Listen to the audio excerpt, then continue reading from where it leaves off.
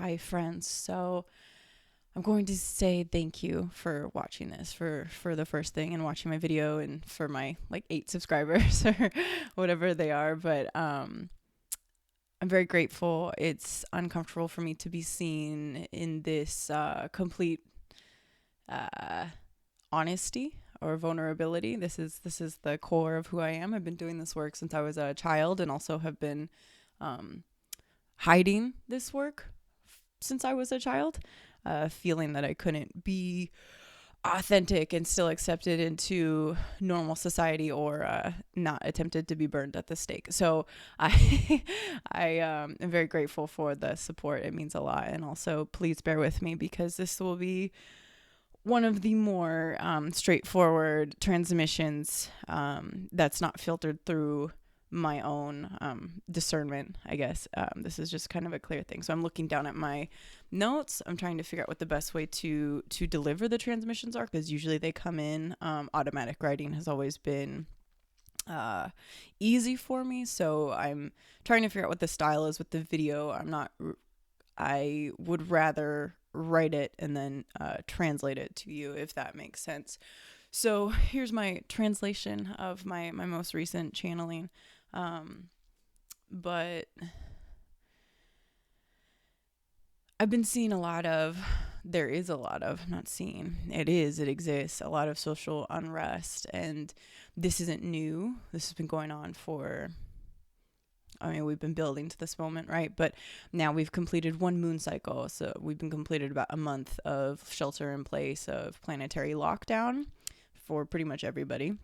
And so there's a sense of the collective is sort of really coming to the understanding. I've been hearing some people still say, like, I can't wait for things to go back to the way they were. But I think inside of everybody, regardless of how 3D, how dense, or how not dense your energy is, depending on where you are on the spectrum. So let's say like 3D would be considered more dense, more involved in like the physical, you know what I mean? And then like they call it 5D, so fifth dimensional or higher vibrating would be considered less dense. So if you think of spiritual evolution on a spectrum, you could think of more dense as maybe in a different state of spiritual evolution. I don't like to put things on a hierarchy, because everything exists, and it's not that there's good or bad. Like, without these dense people, like, you literally couldn't get into a higher state of evolution. It's usually these people that kind of birth the awakening, just as dark gives birth to the light. Without that contrast, you would never even know that the light existed if you didn't have the contrast of the dark. So even these lower density, let's call them, people, there's a sense of knowing in our hearts, in our guts, in our intuition, that things will not go back to the way they were. That time is over.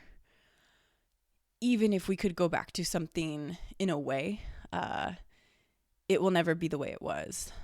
Just because people have had so much isolation, people have had so much time to evaluate their lives, to be confronted with the things that we had normally had distractions and could numb or pacify, or just kind of quiet that undercurrent of distress within ourselves.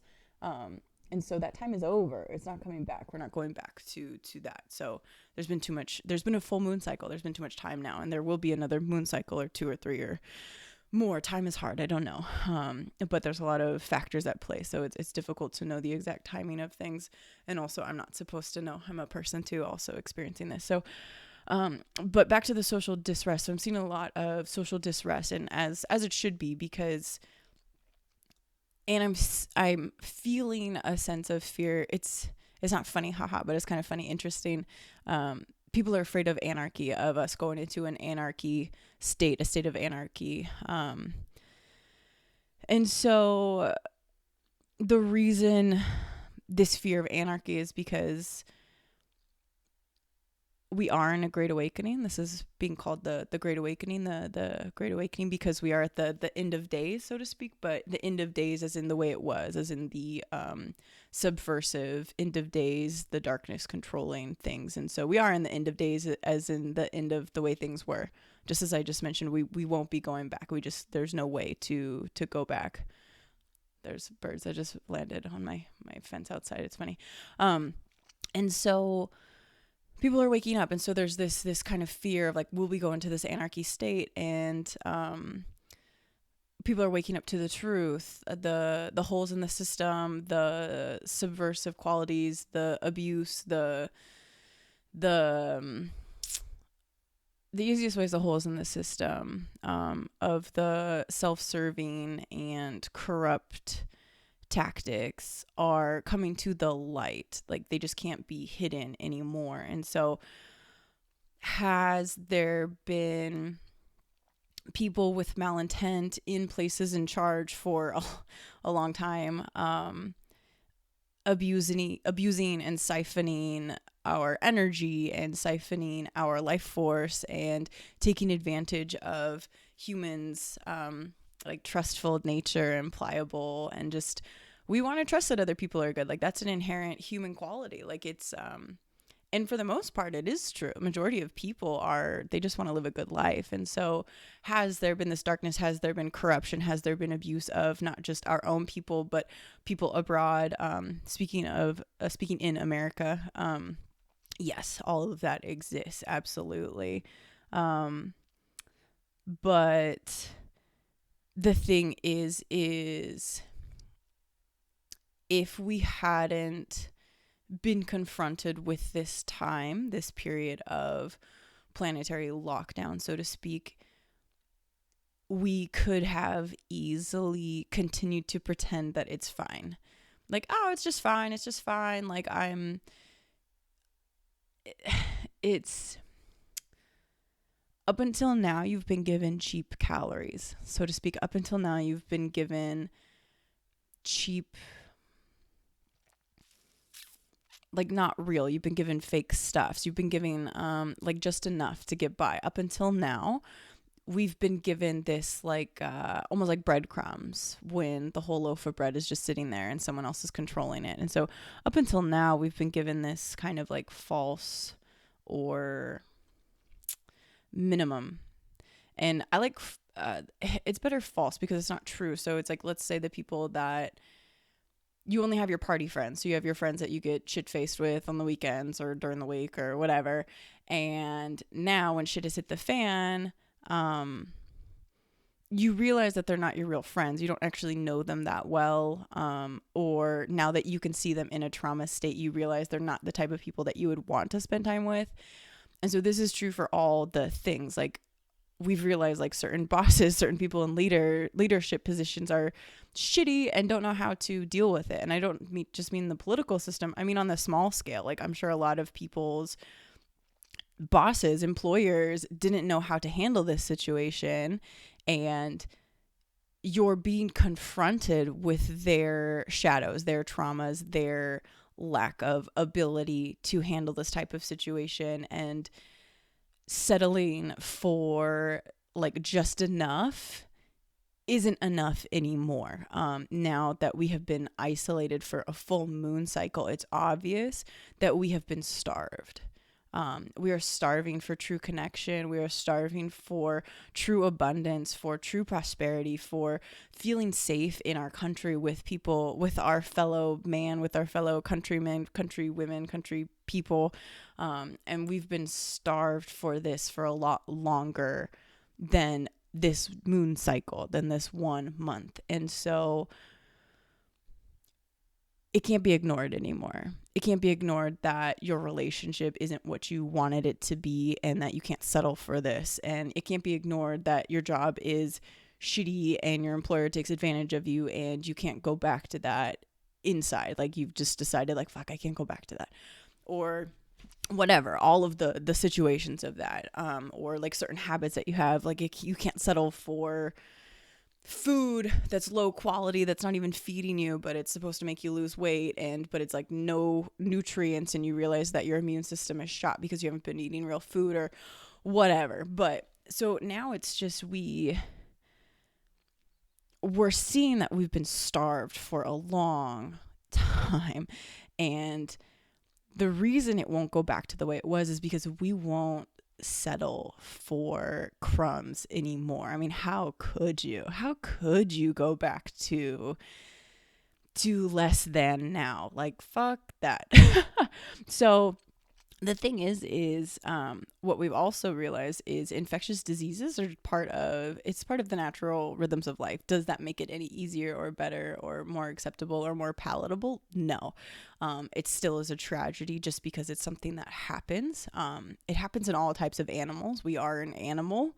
Just because we have all this science and technology and we've got cell phones doesn't mean that we're exempt from Mother Nature. So that needs to be remembered, is we are not separate from the earth. We're not separate from Mother Nature. And so what we're seeing is there's been awareness, there's been knowledge that an infectious disease, a pandemic will come, and it didn't have to be like this. If we had a system in place that prioritized people's wellness, people's health, people's abundance and prosperity rather than trying to keep them down, if we had a system that was collective mindset and not self-serving mindset, it didn't have to be like this. And so this is the thing. So I know you're struggling. I know you've experienced pain in this time. I know you've experienced hurt and fear and anxiety. And I know there's so much uncertainty. And I know you're afraid. I know you're afraid, but don't let your pain be in vain. Don't let the people that are struggling to breathe on a hospital bed because of an influenza, because we weren't appropriately prepared for something that we knew was coming, because this is cyclical. Don't let that be in vain. Don't let your friends that died or suffered, don't let their pain be in vain by going back to the same system that created this situation. It didn't have to be like this. It didn't have to be handled like this. And that is 100% the truth. And so if we don't take this moment to learn, if we don't take the gifts that are being given to us in this time, all of this pain, all of this suffering, all of this upheaval, all of this fear, all of this anxiety, all of this turmoil will be for nothing.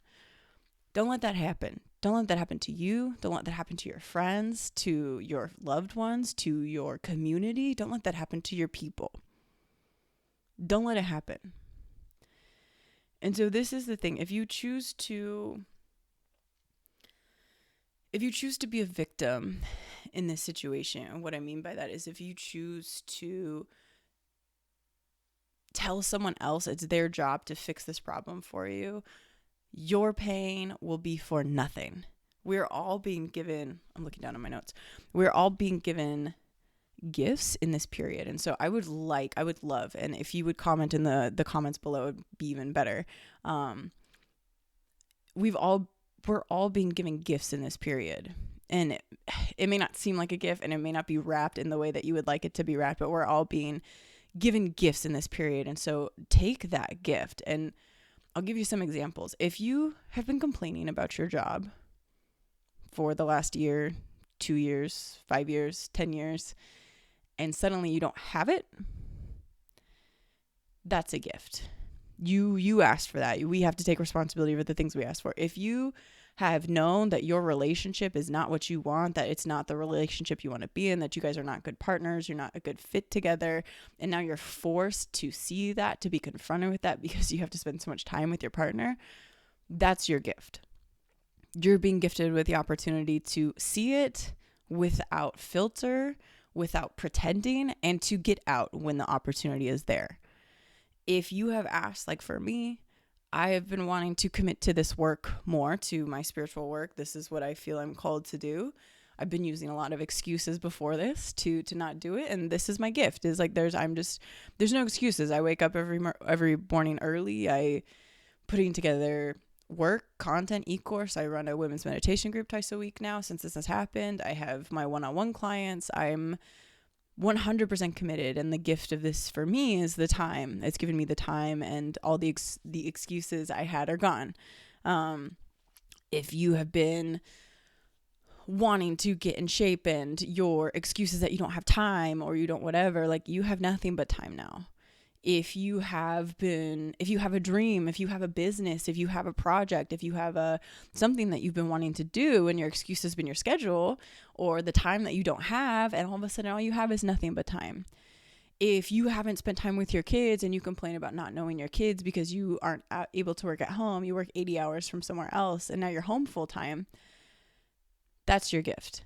And so we need to take the gifts that the universe is giving to us and move forward with more self-sufficiency. It's not someone else's job to figure out how to make your life the one of your dreams. It's not the government's job. It's not your parents' job. It's not your spouse's job. It's not your kid's job. It's not your friend's job. It's not your employer's job. It's no one else's job to make your life the one you want to live. It's not the government's job to make the world the one we want to live. It's our job to demand that, to make ourselves self-sufficient, to take our power back from where it's too concentrated, and to demand goodness, to demand good people.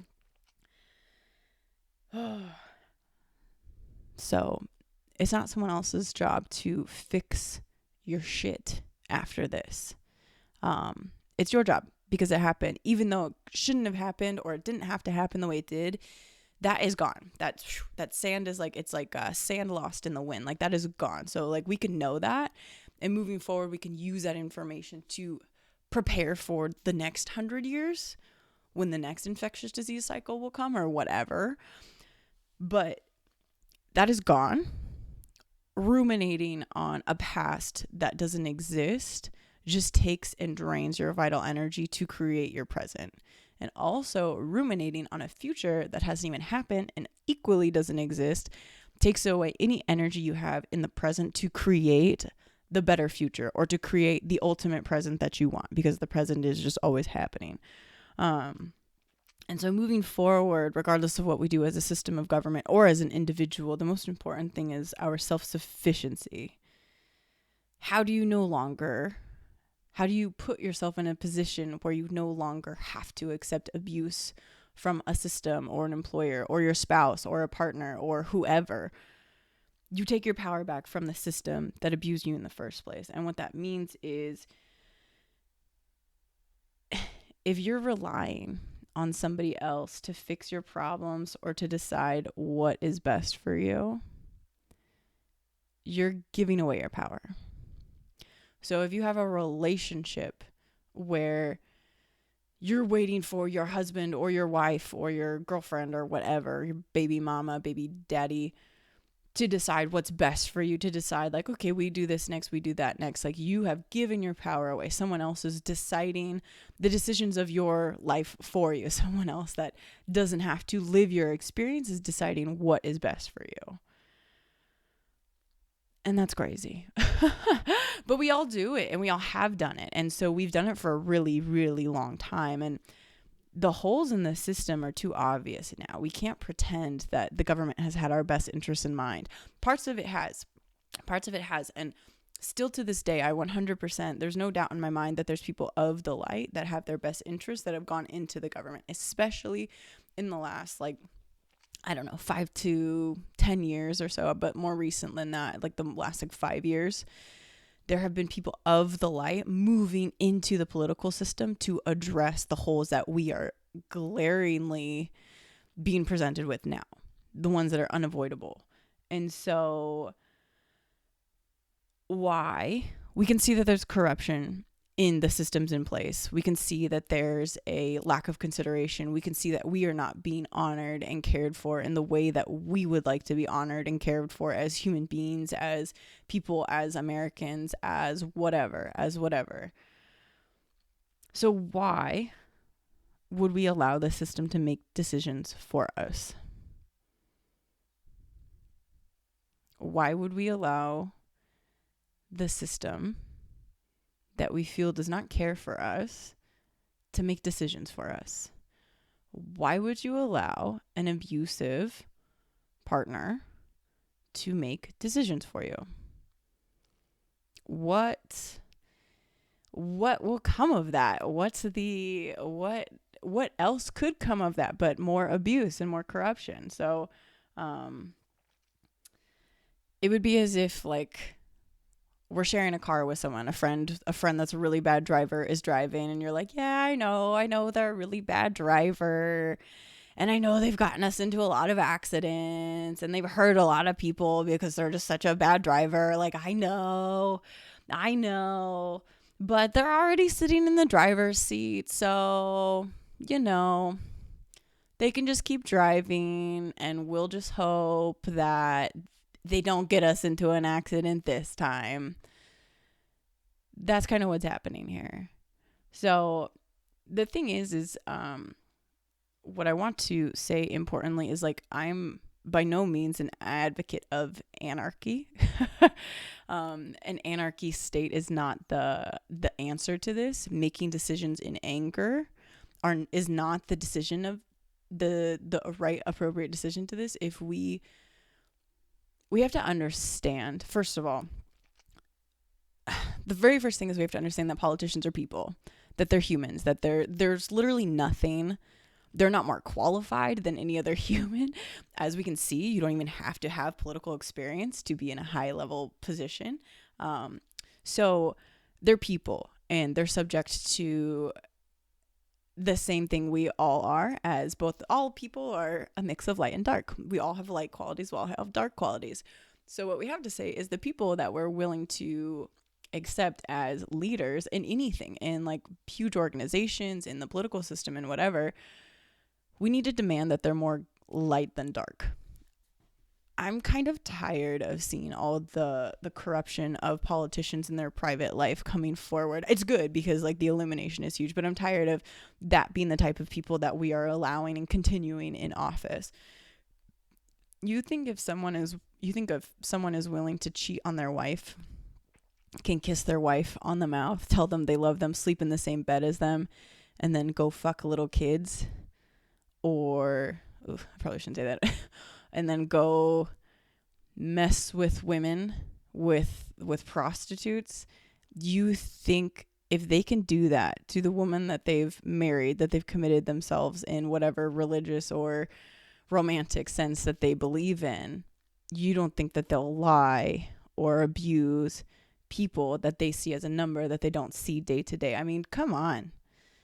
Like, this isn't rocket science. And also, this should just be common sense. Like, if you are allowing people that do bad shit to the ones that they love to be in leadership positions, they're going to do bad shit to you too. It's just what it is. It's not the way you do one thing, it's the way you do all things. It's that Buddhist mantra that I believe wholeheartedly in. So,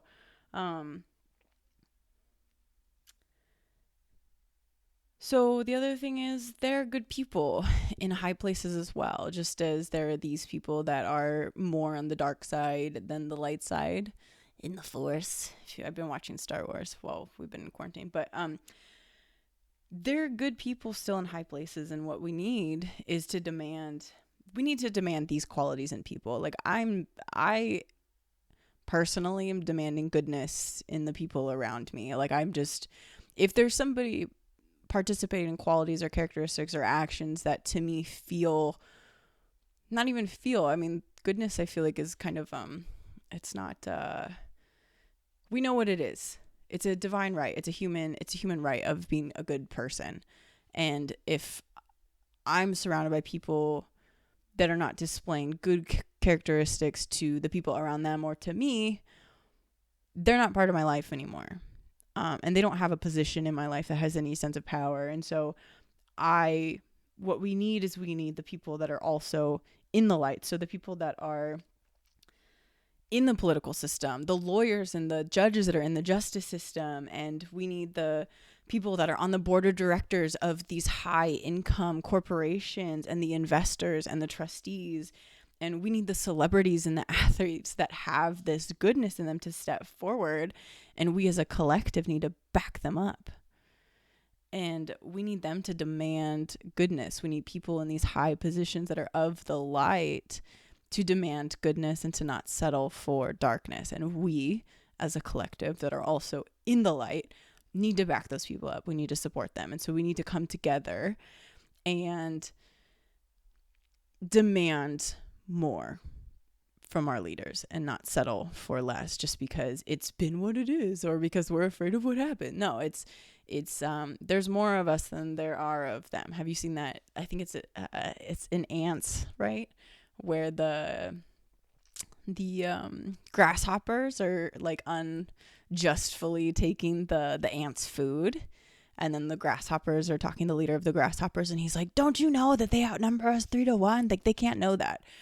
So that's the thing too. So I'm not calling for anarchy by any means. Now is not the time to take action. But what needs to be understood is if you don't know the qualities you want in a political leader, in an employer, in a partner, in a neighbor, if you don't know the good qualities that you're looking for in the people around you, if you don't know what your core values are as people, as in your relationships, as you as a person, you're going to settle for anything. And so this isn't that we cannot change a system if you don't change yourself. You cannot heal a system if you don't heal yourself. And so we have to be self-sufficient. We have to take responsibility for our life. Like, we have to take, this goes back to what I started with. You have to be responsible for creating the goodness in your life, to creating the life you want.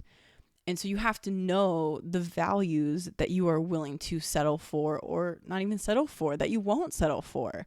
You have to know the values that you're demanding in people. Things like honesty, like truth, like honor, like respect, like compassion, like generosity. Like, these are things that we have to embody as individuals and demand in our leaders in all aspects, in all things, in the financial world, in the justice world, in the whatever, in retail. Like, we need things that are eco-friendly, things that honor ourselves and honor the world around us. Like, that's what we have to operate within ourselves, take responsibility for that, and demand that in political people or in the systems that are in place that lead us.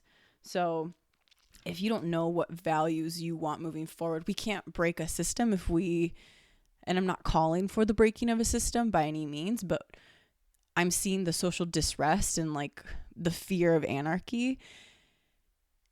And yes, you should be upset, but if you don't know what you want to replace it with, you could open the door for anything.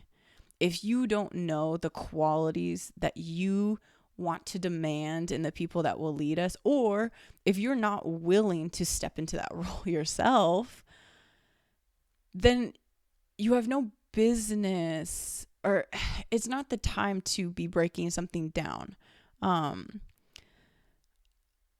I believe my sense, my goal, my ultimate belief is like, I deserve to have my cake and eat it too. And I want you to have the same thing. And I want me having my cake to not take away from you having your cake. And I want us having our cake to allow everyone else to also have their cake and eat it too. And the earth and the planet, because that's what we live on and it's our home. And so this may sound idealistic, but there's no reason that can't happen. If you believe that we can't all have what we need as well as the earth moving forward, you're too limited. Someone else has given you that belief, and they benefit from their belief. Who would benefit if you believed that you had to settle for less because that's the way it is? Who would benefit from you believing that you had to settle for less because that's just the way it is? Who benefits from that? Who benefits from you believing that you are unworthy of more? I don't know, but I think you know. So the thing is, though, is we have to take responsibility for our side of this as individuals. We cannot be asking for a system in place to rule, to govern, to guide us if we are not taking responsibility for our half of the things. If you want a system to be dependent on, you are giving your power up and you're opening the door to potential abuse and corruption. What needs to be seen is we are individuals We have our own power. We can make our lives whatever we want. And any collective system is used to guide and protect and serve the whole as the whole collective's well-being. It is not for us to be dependent upon to create our well-being, to create the life of our dreams, but it can hold our hand. And so Dommerga always explains that every relationship is made of two halves. And so, like, for example, a romantic relationship or a friendship relationship or whatever, you have two halves. So I have my half. I'm 100% responsible for my half, and you have your half, and you're 100% responsible for your half. So if I stop taking care of my half and start trying to do your half, start trying to make sure you're doing your thing but not taking care of my thing, the relationship isn't healthy. Or vice versa. If you're trying to take care of my stuff and do my stuff for me, like, I won't learn. I'll never be strong. I'll never be independent. I'll never have my own power, and I'll become dependent on you. It'll become an exchange of like a power dynamic rather than an equal dynamic. And so it's the same thing with any system in place of, we need to be responsible for our half of the relationship as individuals. You need to be responsible for your well-being. No one else is responsible for you creating health. Also the system you're responsible for creating your health. The system is responsible for not creating limitations for you to create your health. Does that make sense? So we need a system in place that doesn't limit our abundance. A system as individuals, regardless of anything. I have this written down better.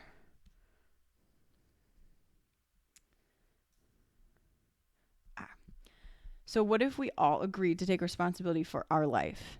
And we had a system in place that doesn't limit you based upon your skin color, your sexual orientation, your political beliefs, your whatever. Wouldn't you do it? If you knew there was no limits to your potential of abundance, if you knew there was no limits to your prosperity, and the system in place also didn't limit you, would you not take those steps?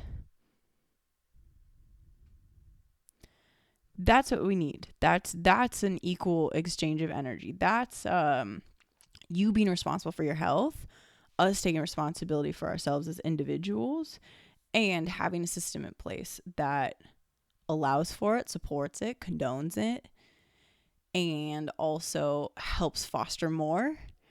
And this way everybody wins. And overarching systems, we're not meant to be dependent on them, but they can help us. So the point of having a collective, a community, is we help each other. We all shoulder the burden. So in like traditional hunter-gatherer societies, hunters would go hunt, gatherers would gather, and you help share the load together. You have your division of labors, and you help shoulder famine together. You help shoulder drought together. My success also helps you succeed. That's a collective effort. And so my abundance helps you be abundant, and the other way around. And if I have hard times, you can help me when I have those times. And there's an equal exchange and a trust and a sense of real relationship. And so can you help someone even though I'm whatever proposing self-sufficiency? Will there be times where we have to help each other as a collective? Absolutely. And that's the point. But there's a difference between holding somebody's hand or helping them get to their feet and carrying them. There is a difference between helping someone get to their feet and carrying them. There's that story of you teach a man to fish and they can feed themselves forever, versus you give a man a fish and they can feed themselves for the day. And it's the same thing. And so, of course, we have to be able to help each other. We have to be able to extend help when somebody needs it. But if you extend help and then that person doesn't want to help themselves, there's nothing you can do. You have to be responsible for your own life, for your own well-being, for your own thing. And you have to have a system in place that allows you to do that. And so that's the moral of the story. But basically, the most important things that I want to say to recap is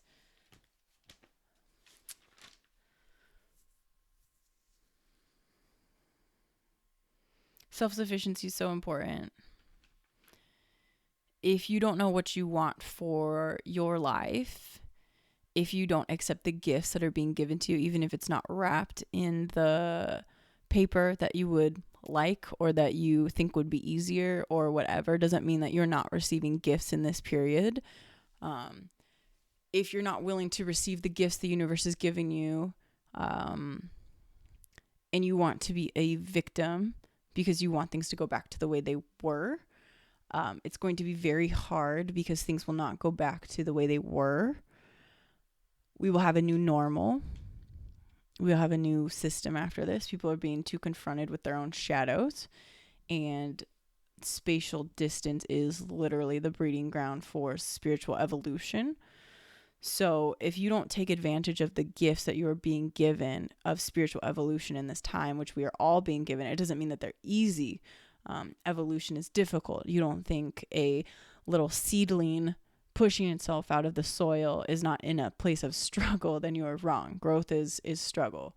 But like I said in my last video, you can struggle for being in pain. Like, yeah, for sure. Being in pain is a struggle also. And you can struggle for shittiness. You can struggle for unhappiness. Or you can struggle for joy. You can struggle for abundance. You can struggle for prosperity and generosity and being a good human. Or you can struggle for being a shitty human and making everyone else's experience shitty also. So we have to take advantage of the gifts that we're being given in this moment, and also demand that the people that are in higher positions than us, that are in the light, we have to make a supportive network, a supportive collective. We have to support the people that are in the light, and encourage them to also demand good qualities in people. It's important to know that you can trust your fellow man, and the only way you do that is by demanding that be a standard of a norm. I don't think it should be a norm that people lie to each other about their intentions. I don't think it should be a norm that people abuse each other for financial gain. Like, these are all things that don't have to happen. And just because they have happened doesn't mean that they have to continue. And that isn't too idealist of me, because it benefits everybody. It benefits everybody. There's no me operating with you in the highest version of myself benefits you, and it benefits all the people around you. Because if you have that positive experience with me, you're willing to give that positive experience to someone else. Like, how nice to feel good when you're around other people versus to feel bad. And so it's time to demand goodness in people. Like, I'm tired of living in a world that doesn't accept that as the standard, and that just allows people to abuse other people. And so this is the other thing too, is people that abuse people are also carrying pain that you don't have to settle for that quality of life.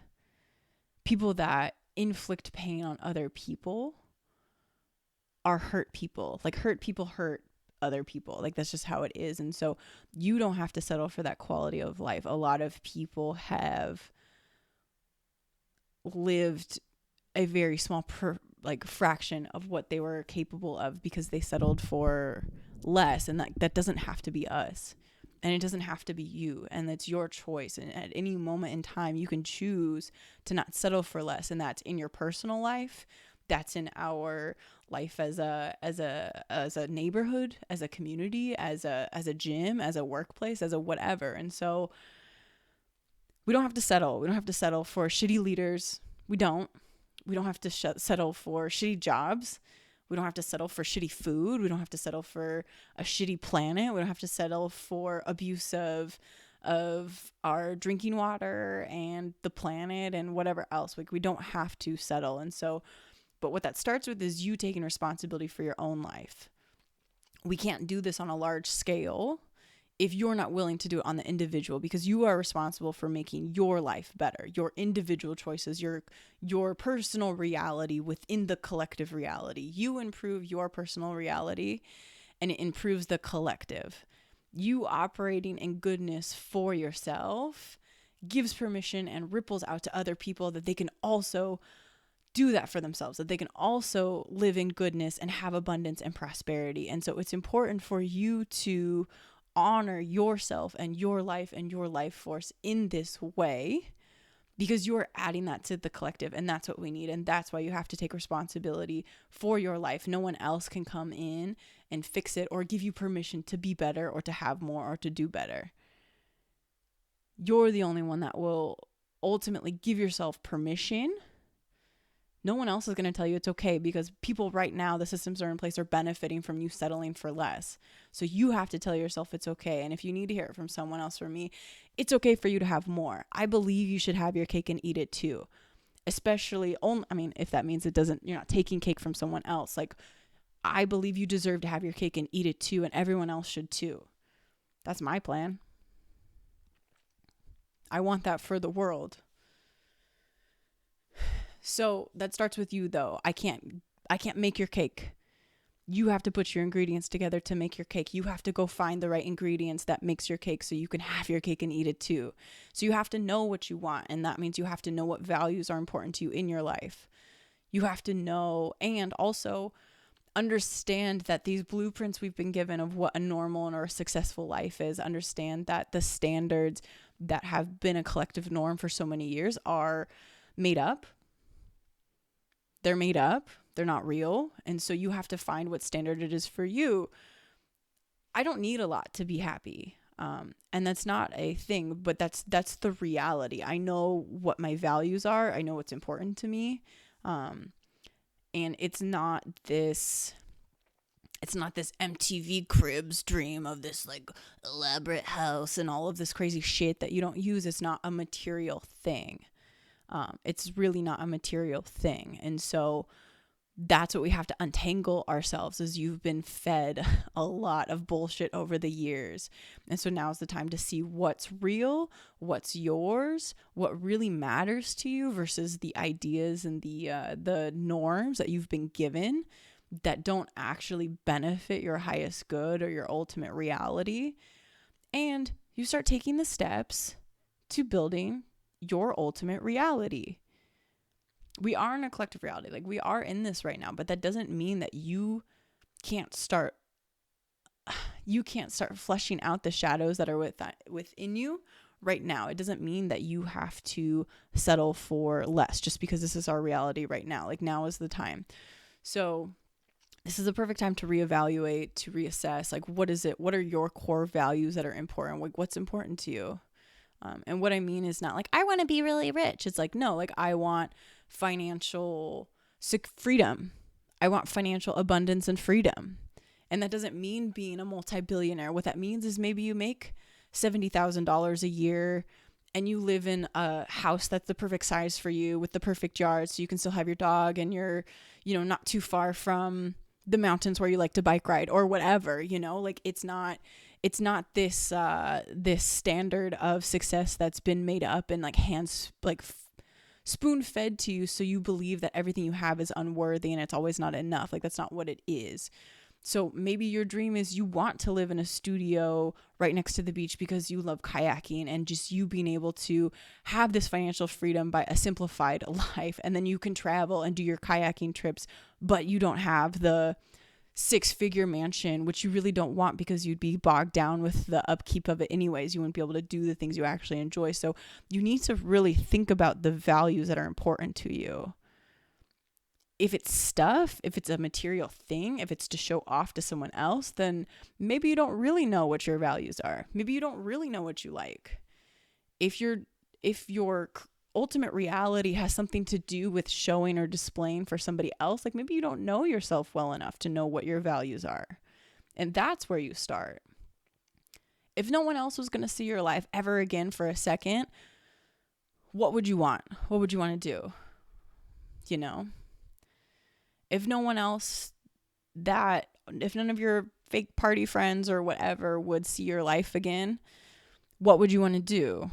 Do you want to go backpacking around Indonesia for 3 months and, work at a nonprofit that helps children find clean water or whatever, like what is it you would actually want to do if nobody was looking? And so or if no one was looking, if no one was able to judge you for it, So find out your values. What are your values as a person? What are your values that you want out of your life? If you need help on this, the book, The Subtle Art of How Not to Give a Fuck by, is it Mark Mason? Basically, that's like Buddhism wrapped in like sarcasm. And it's a very good book, but he talks about values at the end of it. So it's, if you need some more guidance, like look at that. But that's the thing. We don't have to settle for shit. But if you don't know what you want, you'll settle for anything. And this includes on your personal life, on the small scale and on the big scale. So decide what you want, what's important to you, what you'll settle for, what you can compromise on, because some things life brings us certain things that are compromisable. I love every aspect of my partner. He's amazing, but he's not quite as clean as I am. And so that's one of those small things that I'm willing to compromise on. And like, I just take a little bit more cleaning shifts because like the cleanliness is important to me, but it's not, he has a different standard. So that's something that I can compromise on and also accept, you know what I mean? So it's like, but I still have my cake and eat it too, because everything else about him is amazing. And if that's the one small thing, then I can deal with that, So what are your values? What's important to you? What's negotiable and what's not? And don't stray from that if you're presented with an opportunity to have less, because there is a reality, there is an option, there is a possibility that you don't have less. So knowing yourself is important. So reevaluating, and what do you need to do to take responsibility for the goodness and the quality of your life? It's no one else's responsibility to make the quality of your life better. The systems at place, it's their responsibility to not put limits on what your quality of life can be, but it's not their responsibility to create the quality of your life. So this is long video. Thank you for bearing with me through all of this. And if you have questions, you can email me or place your comments below. I'd love to hear what your values are, like I said. And yeah, I will be back. Have a good rest of your day. Be well, my friends.